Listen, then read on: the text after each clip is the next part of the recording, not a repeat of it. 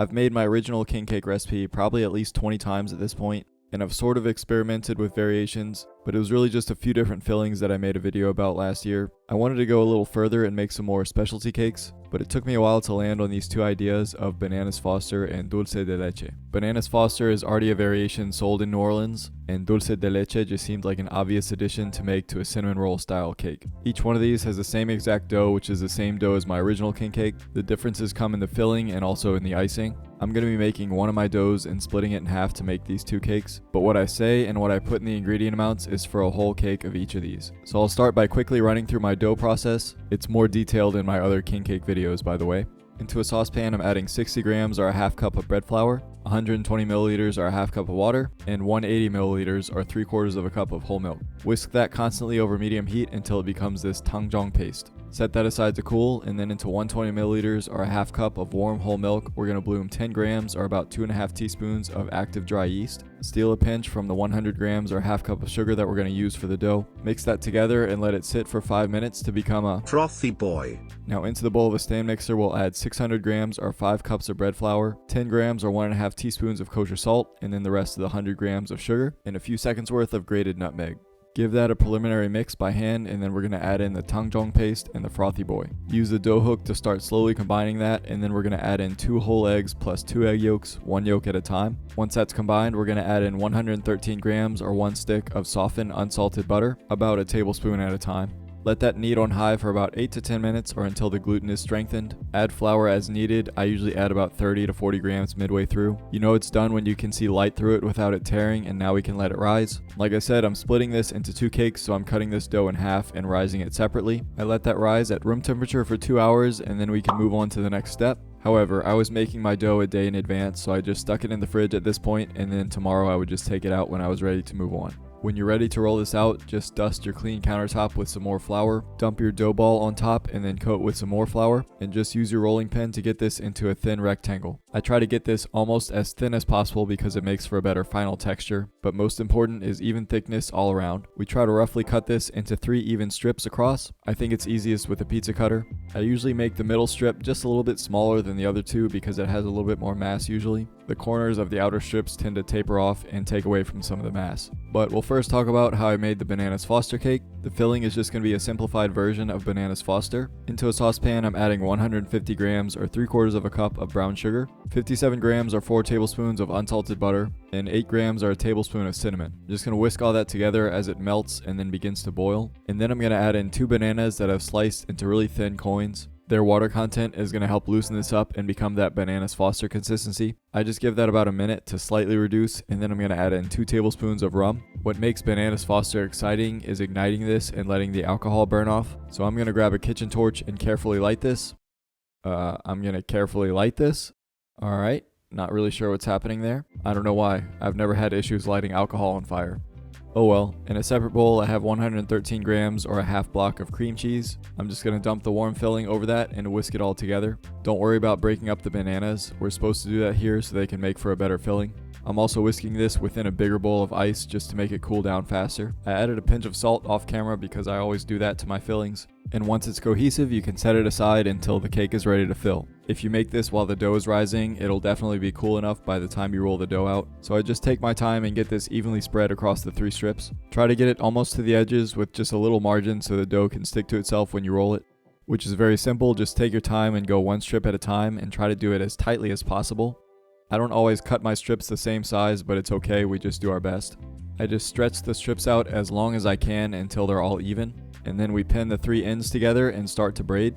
The middle goes out to one side, and then you have a new middle, and that goes out to the other side, and you just repeat. I've been working on my speed with this, and I still don't come close to the professionals. But once you're at the end, you just try to stretch this out even further if you can. Just be careful not to tear it. Wrap that into a ring and just try to roughly fold the ends together so it stays together. I put that onto a baking sheet covered in parchment paper and then cover this with a towel to rise one last time. I go 45 minutes to an hour. When that's done, my oven gets preheated to 350 Fahrenheit, and then I just brush on an egg wash, which is just a beaten egg with some whole milk. Try to cover every exposed surface because anything you don't touch is going to dry out and not brown well. Just load that into the preheated oven and let it bake for about 25 minutes. Give or take a few minutes, so just check around that time and make sure it's not burning but also not underbrowned. As soon as that comes out the oven, we brush it with about 2 tablespoons of heavy cream just to soften the edges and make it more rich. In the meantime, we'll make our simple bananas Foster glaze. This frosting is going to start with some brown butter, so I'm adding 57 grams or 4 tablespoons to a saucepan. Just melt that and stir occasionally until it has brown bits on the bottom. This could take like 2 to 3 minutes, but it can burn really quickly, so keep an eye on it.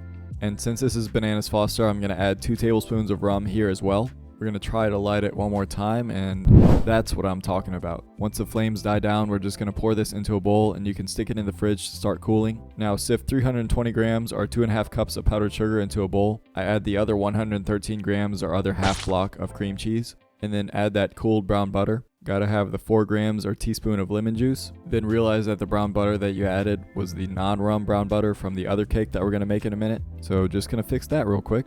Then just 2 teaspoons of vanilla extract and a pinch of salt. Then we're just gonna add whole milk until we get to the consistency that we want. Less is more. If you've seen my other king cake videos, then you know I want this thick. I also realized I forgot the 2 tablespoons of corn syrup, so I'm adding that here. I actually think I made this a hair too thin. It's running off the whisk a little easier than I usually want it to, and it did come out a little runnier in the final product, so I would just go a little less than this. Here's what I usually do for my glazes for reference. Alright, and once the king cake is cooled down, we can ice it with a spatula. Try to get even coverage and get around to the outsides and insides a bit as well. And before it sets, I'm just going to garnish this cake with some white sugar pearls and some chopped pecans. You can do whatever you want here.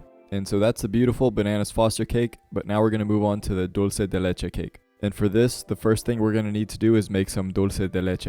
It's simple but time consuming. It involves grabbing a can of sweetened condensed milk, remove the label and get that into a tall saucepot of water. Just bring that whole thing to a boil and then lower it to a simmer, and you're going to leave it there for 3 hours. The only thing you need to do is make sure that the water doesn't come down to the level of the can, so just add water as needed. But that slow simmering process is going to darken this condensed milk until it's a caramelized dulce de leche.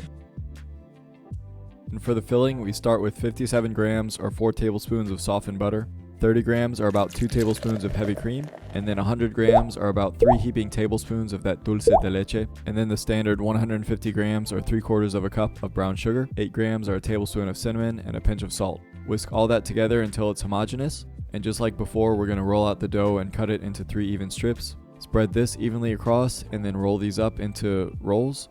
Braid that and then round it into a ring and then rise it for about 45 minutes. Bake it the same way at 350 F for about 25 minutes until it's brown. Brush on your 2 tablespoons of heavy cream and let that cool down. Now for this icing, we're also going to brown 4 tablespoons or 57 grams of unsalted butter. The only difference is we're not adding the rum to this, we're just going to brown the butter and set that aside by itself.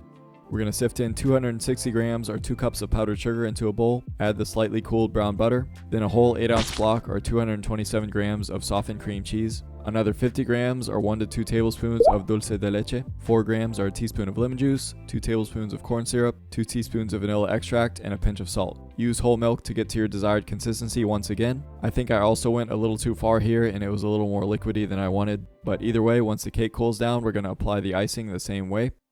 This time I'm going to garnish with my regular king cake sprinkles. If you could find like caramel sprinkles, I think that would be even better. And then I just loaded a little bit of the leftover dulce de leche into a Ziploc bag, cut off a tiny piece of the corner, and then just drizzle this over the cake, just to notify that it's a dulce de leche cake. Okay, so in my case, I have 2 of these beautiful, soft and fluffy cakes. I think the adaptations we made to the fillings and the icings helped them to complement each other. And while you can't go wrong with the original cinnamon king cake, sometimes it's nice to have a little bit of something different. Just get yourself a slice of either one of these that you want to make, and then sit down to enjoy. Let's get to this taste test. The vanilla milk is back. Thank you for being patient. So these are 2 exceptional flavors of king cake. Just a little variation on the original cinnamon flavor. Doesn't really take any more work. You do have to buy a couple more ingredients, but it's worth doing if you're trying to change it up. I already feel these are super soft, just like I like this. And since I have the bananas Foster slice, we're gonna start with that. Cheers.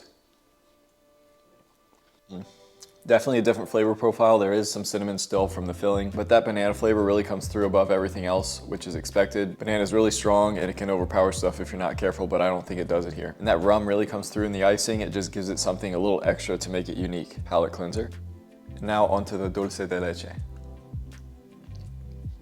This one tastes more along the lines of the original, which is expected. It just gives it a little bit of subtle extra sweetness. Now the original recipe is really sweet on its own, so I don't know if this would be welcome for everybody, but it definitely is for me. I feel like it makes the dough a little bit softer also. I don't know if I'm just imagining that, but it's a noticeable contrast to the Bananas Foster one.